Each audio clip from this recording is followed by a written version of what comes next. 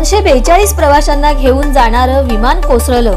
अहमदाबादमधील थरकाप उडविणारा व्हिडिओ। अहमदाबादमधील मेघाणी नगर या रहिवासी भागात एअर इंडियाचे प्रवासी विमान कोसळल्याने एकच खळबळ उडाली आहे।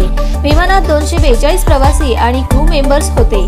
टेक ऑफ नंतर काही मिनिटातच हे विमान कोसळल्याची माहिती आहे। अपघातानंतर परिसरात जोरदार स्फोट झाला आणि आकाशात धुराचे लोट दिसले। स्थानिक नागरिकांनीही याला दुजोरा दिला आहे। अपघातस्थळी तात्काळ अग्निशमन दल, पोलीस आणि रुग्णवाहिका दाखल झाल्या असून बचाव कार्य सुरू आहे।